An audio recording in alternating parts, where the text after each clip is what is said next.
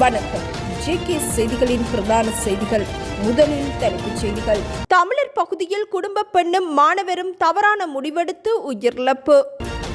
முன்னாள் ஜனாதிபதி ரணில் விக்ரமசிங்கவின் குடியுரிமையை ரத்து செய்ய வேண்டுமென வலியுறுத்தல். சவால்களை வெற்றி கொள்வதற்கு ஒன்றிணைய வேண்டுமென பிரதமர் ஹரிணி அமரசூரிய மகளிர் தின வாழ்த்து. அதானி குழுமம் தனது ஒப்பந்தங்களை ரத்து செய்யவில்லை என இஷாரா செவ்வந்தி தொடர்பில் இலங்கை இந்திய போலீசார் தேடுதல். முல்லைத்தீவில் இளம் குடும்ப பெண் ஒருவர் தவறான முடிவெடுத்து தனது உயிரை மாய்த்துள்ளார். முல்லைத்தீவு புதுக்குடியிருப்பு பகுதியில் டிக்டாக் பிரபல்யமான இவர் தவறான முடிவெடுத்து தனது உயிரை மாய்த்துள்ளதாக போலீசார் தெரிவித்துள்ளனர். 20 வயதுடைய இளம் பெண் ஒருவரே சம்பவத்தில் உயிரிழந்துள்ளார். பெண்ணின் மரணத்திற்கு குடும்ப தகராறு காரணம் என அறிவிக்கப்படும் நிலையில் மேலதிக விசாரணைகளை போலீசார் முன்னெடுத்துள்ளனர். இதேவேளை யாழ் வடமராட்சி கரவட்டி பகுதியில் மாணவர் ஒருவர் தவறான முடிவெடுத்து தனது உயிரை மாய்த்துள்ளார். சம்பவத்தில் கரவட்டி மத்தனி பகுதியைச் சேர்ந்த 14 வயதுடைய பாடசாலை மாணவரே உயிரிழந்துள்ளதாக அறிவிக்கப்பட்டுள்ளது. சடலம் உடற்கூற்று பரிசோதனைக்காக பருத்தித்துறை ஆதார வைத்தியசாலையில் வைக்கப்பட்டுள்ளது. முன்னாள் ஜனாதிபதி ரணில் விக்ரமசிங்கவின் குடியுரிமையை ரத்து செய்ய ஜனாதிபதி அனுரகுமார அரசாங்கம் நடவடிக்கை எடுக்க வேண்டும் என மக்கள் போராட்ட கூட்டணி வலியுறுத்தியுள்ளது. பட்டளந்த ஆணைய அறிக்கையை நாடாளுமன்றில் தாக்கல் செய்து அதில் உள்ள பரிந்துரைகளை அம்பலப்படுத்துவதன் மூலம் மாத்திரமே இதை செய்ய முடியும் என அதன் தேசிய அமைப்பாளர் துமிந்த நாகமுவ சுட்டிக்காட்டியுள்ளார். ரணில் விக்ரமசிங்க வெளிநாட்டு ஊடகங்களுடன் நடத்திய கலந்துரையாடலில் பட்டளந்த ஆணைய அறிக்கை நாடாளுமன்றில் தாக்கல் செய்யப்படவில்லை எனவும் குறிப்பிட்டுள்ளார். எனவே அவ்வறிக்கையை தாக்கல் செய்வது தற்போதைய அரசாங்கத்தின் கடமை எனவும் வலியுறுத்தியுள்ளார். மக்கள் விடுதலை முன்னணியின் பெரும்பாலான பிரதிநிதித்துவம் உள்ள இந்த அரசாங்கம் அப்பணியை செய்கின்றதா என்பதை மிகவும் ஆர்வமாக கவனித்து வருவதாகவும் துமிந்த நாகமுவ தெரிவித்துள்ளார்.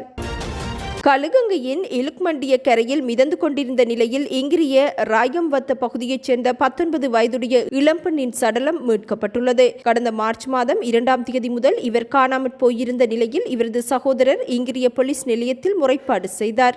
முறைப்பாட்டின் அடிப்படையில் மேற்கொள்ளப்பட்ட விசாரணைகளில் குறித்த பெண் கடந்த 2ஆம் தேதி இங்கிரிய பல்பொருள் அங்காடியின் பணியை முடித்து வெளியேறிய பின்னர் காணாமற் போயிருந்தமை கண்டறியப்பட்டது. இச்சம்பவம் தொடர்பில் பெண்ணுடன் தொடர்பில் இருந்த ஹல்வத்துர பகுதியை சேர்ந்த 30 வயதுடைய ஆசிரியர் ஒருவரிடமும் விசாரணைகள் மேற்கொள்ளப்பட்டது.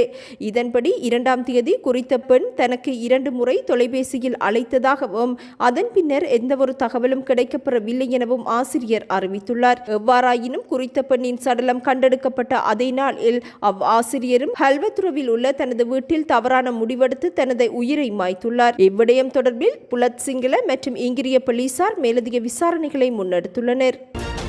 உலகெங்கிலும் உள்ள பெண்களது வாழ்வில் தாக்கம் செலுத்தக்கூடிய கட்டமைப்பு சார் சமமின்மைக்கும் பெண்களுக்கு எதிரான கருத்துக்களுக்கு முகம் கொடுப்பதற்கு ஒன்றுபட்டு இணைய வேண்டிய ஒரு காலம் இதுவென பிரதமர் ஹரிணி அமரசூரிய தெரிவித்துள்ளார். மகளிர் தினத்தை முன்னிட்டு அவர் விடுத்துள்ள செய்தியிலேயே அவர் இதனை குறிப்பிட்டார். பாலின அடிப்படையிலான வன்முறை, பொருளாதார கஷ்டங்கள் மற்றும் அரசியல் ஒதுக்கல்கள் போன்றவை பெண்களை பொருத்தமற்ற வகையில் பாதிக்கின்றன. இலங்கை பொருளாதார மீட்சி, காலநிலை மாற்றம், டிஜிட்டல் பரிமாற்றம் மற்றும் ஜனநாயக சவால்களை எதிர்கொண்டு வரும் ஒரு காலகட்டத்தில் சனத்தொகையில் அரைவாசி பகுதியினரான பெண்களை நாம் தள்ளி வைக்க முடியாது. இச்சவால்களை வெற்றி கொள்வதற்கும் அனைவருக்கும் ஒரு தாங்கு திறன் கொண்ட எதிர்காலத்தை உருவாக்குவதற்கும் பெண்களின் குரல்கள் மற்றும் தலைமைத்துவம் அவசியமாகும். சர்வதேச பெண்கள் தினத்தில் வெறுமனே வார்த்தைகளில் மாத்திரமன்றி பாலின உணர்வுள்ள கொள்கைகள் மற்றும் பாதிட்டு திட்டங்கள் மூலம் உண்மையான மாற்றத்தை ஏற்படுத்துவதற்கு உறுதிபூண வேண்டும் என பிரதமர் ஹரிணி அமரசூரிய வலியுறுத்தியுள்ளார். இலங்கையில் அதானி குழுமம் தனது காற்றாலை மின் திட்டங்களை இதுவரை ரத்து செய்யவில்லை என மின்சக்தி மற்றும் எரிசக்தி அமைச்சர் குமார ஜாயக்கொடி தெரிவித்துள்ளார். ஏற்கனவே அதானி குழுமம் காற்றாலை மின் திட்டங்களை கைவிட்டு நாட்டிலிருந்து வெளியேறியதாக அறிவிக்கப்பட்டிருந்த நிலையில் தற்போது அக்குழுமம் தனது காற்றாலை மின் திட்டங்களை இதுவரை ரத்து செய்யவில்லை என மின்சக்தி மற்றும் எரிசக்தி அமைச்சர் குமார ஜாயக்கொடி தெரிவித்துள்ளார். கொழும்பு புதுக்கடை நீதிமன்றத்தில் பாதாள உலக கும்பல் தலைவர் கணேமுல்ல சஞ்சீவ சுட்டுக் கொல்லப்பட்டமைக்கு மூளையாக செயற்பட்டதாக கருதப்படும் இளம்பெண் இஷாரா செவ்வந்தி கடல் வழியாக படகு மூலம் இந்தியாவிற்கு தப்பிச் சென்றுள்ளதாக அறிவிக்கப்பட்டுள்ளது. சந்தேக நபர் மறைந்திருப்பதாக நம்பப்படும் சுமார் 200 இடங்களில் தேடுதல் நடவடிக்கை மேற்கொள்ளப்பட்ட போதிலும் செவ்வந்தி தொடர்பில் இதுவரை தகவல்கள் கிடைக்கவில்லை. இஷாரா செவ்வந்தி தனது கையடக்க தொலைபேசியை பயன்படுத்துவதை நிறுத்திவிட்டமையினால் அவரை பற்றிய எந்தவொரு தடயமும் கிடைக்க கிடைக்கவில்லை என போலீசார் தெரிவித்துள்ளனர். கணேமுல்ல சஞ்சீவ கொலை செய்யப்பட்ட 2 நாட்களின் பின்னர் களுத்துறை பகுதியில் உள்ள தங்க நகை கடைக்கு சென்ற இஷாரா சவந்தே சுமார் 5 லட்சம் ரூபாய் மதிப்புள்ள தங்க நகைகளை எடுத்துச் சென்றமையும் விசாரணைகளில் கண்டறியப்பட்டுள்ளது.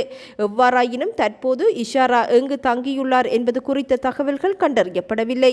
சந்தேக நபர் தென் மாகாண கடற்கரை வழியாக படகு மூலம் நாட்டை விட்டு தப்பிச் சென்றிருக்கலாம் என்ற கோணத்தில் இந்தியா போலீசார் உள்ளிட்ட இலங்கை போலீசார் தேடுதல் நடவடிக்கைகளை முன்னெடுத்துள்ளனர்.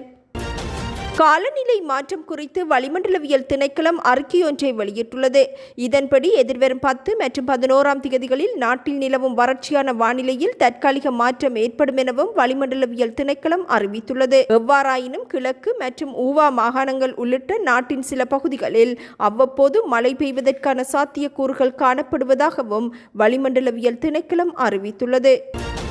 சட்டவிரோதமான முறையில் துப்பாக்கிகளை தம் வசம் வைத்திருப்பவர்கள் தொடர்பில் தகவல்களை வழங்குபவர்களுக்கான வெகுமதிகள் அதிகரிக்கப்பட்டுள்ளதாக போலீஸ் தலைமையகம் அறிவித்துள்ளது. T56 ரக துப்பாக்கியை தம் வசம் வைத்திருக்கும் சந்தேக நபரை கைது செய்யும் போலீஸ் உத்தியோகத்தருக்கு 10 லட்சம் ரூபாவும் தகவல் வழங்குபவர்களுக்கு 7,50,000 ரூபாவும் வழங்கப்படவுள்ளது. சந்தேக நபரின்றி துப்பாக்கி மாத்திரம் மீட்கப்பட்டால் போலீசாருக்கு 7,50,000 ரூபாவும் தகவல் வழங்கும் நபருக்கு 5 லட்சம் ரூபாவும் வழங்கப்படும் என போலீஸ் தலைமையகம் தெரிவித்துள்ளது. அத்துடன் பிஸ்டோல் ஒன்றுடன் சந்தேக நபர் ஒருவர் கைது செய்யப்பட்டால் போலீசாருக்கு 4 லட்சம் ரூபாவும் தகவல் வழங்குனருக்கு 3,50,000 ரூபாவும் வழங்கப்படும். கைக்குண்டுடன் சந்தேக நபர் ஒருவர் கைதானால் போலீசாருக்கு 50,000 ரூபாவும் தகவல் வழங்குனருக்கு 30,000 ரூபாவும் வழங்கப்படும் என போலீஸ் தலைமையகம் அறிவித்துள்ளது.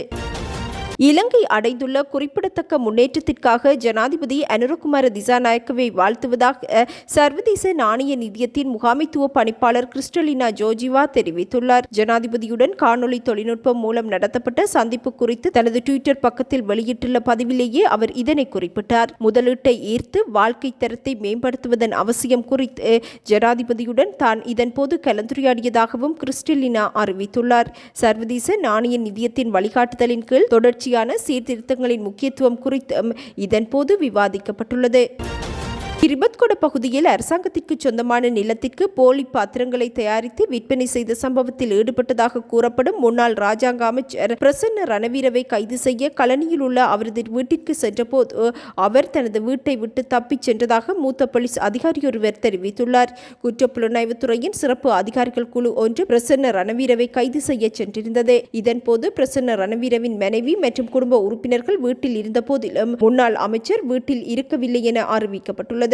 எவ்வாறாயினும் குற்றப்புலனாய்வுத்துறையினர் அவரது மனைவியிடம் இருந்து வாக்குமூலத்தை பதிவு செய்ததுடன் ரணவீரவின் சாரதியிடம் இருந்தும் வாக்குமூலத்தை பதிவு செய்துள்ளனர். அரசாங்கத்திற்கு சொந்தமான காணிக்கு போலியான பத்திரங்கள் தயாரித்து விற்பனை செய்யப்பட்ட சம்பவம் தொடர்பில் கலனி பிராந்திய போலீசார் விசாரணைகளை முன்னெடுத்துள்ளமையும் குறிப்பிடத்தக்கது.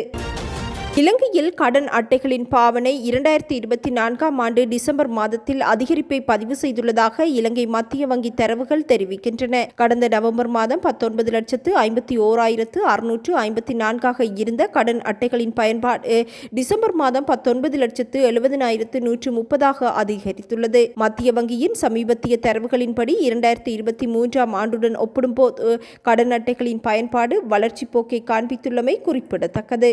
இத்துடன் இன்று எமது பிரதான செய்திகள் நிறைவடைகின்றன. நமது அடுத்த பிரதான செய்திகளை நாளை எதிர்பாருங்கள். வணக்கம்.